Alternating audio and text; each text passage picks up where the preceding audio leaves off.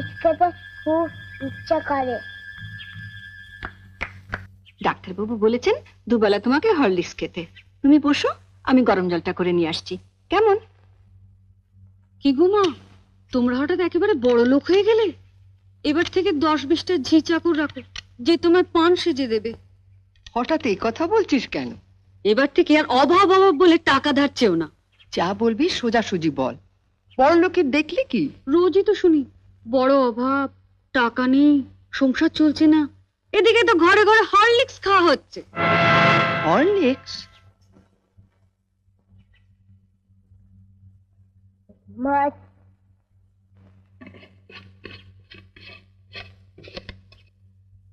মা একটু হরলিক্স দাও না, চেটে চেটে খাবো। দিচ্ছি বাবা।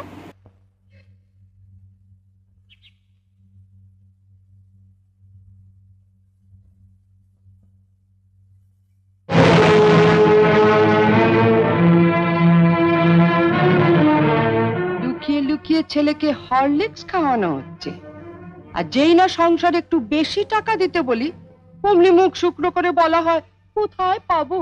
জ্বরেও দুর্বল হয়ে পড়েছে মা, ডাক্তার ওকে হরলিক্স খেতে বলেছে, তাই ওর বাবা ধার করে। থাক, ওসব কথা অনেক শুনেছি, ধরা পড়লেই ধার করেছি।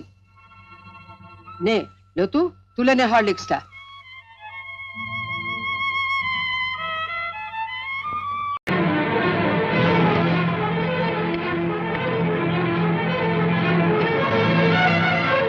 শোনো বড় বউ, আমি আগেও বলেছি আবারও বলছি, যার স্বামী যেমন রোজগার করবে তার ঘরে তেমনি খাওয়া দাওয়া হবে।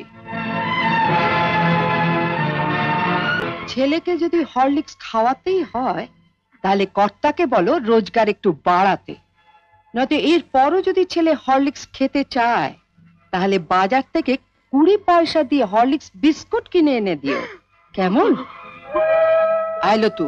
ও দিদু, ও দিদু, দিদু আমাকে একটু হরলিক্স দাও না, চেটে খাবো। হরলিক্স খাবে? ওইখানে হরলিক্স পড়ে আছে, যা গিয়ে চেটে চেটে খা। মা, দিদি বলে হরলিক্সটা খেতে, শুয়ে পড়ে চেটে চেটে খেয়ে নেবো। খালি খাওয়া খাওয়া আর খাওয়া, মরতে পারিস না, অথবা মরতে পারিস না, মরতে পারিস না। একটু হরলিক্স দাও না, চেটে চেটে খাবো। দিদু, একটু হরলিক্স দাও না, চেটে চেটে খাবো। ওই জন্য বলছি, ও কাঁদছেই না। কি বলছি আমি? মুখে আওয়াজ কর, তাহলে মুখটা হয়ে যাবে। নে 1 2 3 স্টার্ট। হ্যাঁ এইটাই, হ্যাঁ।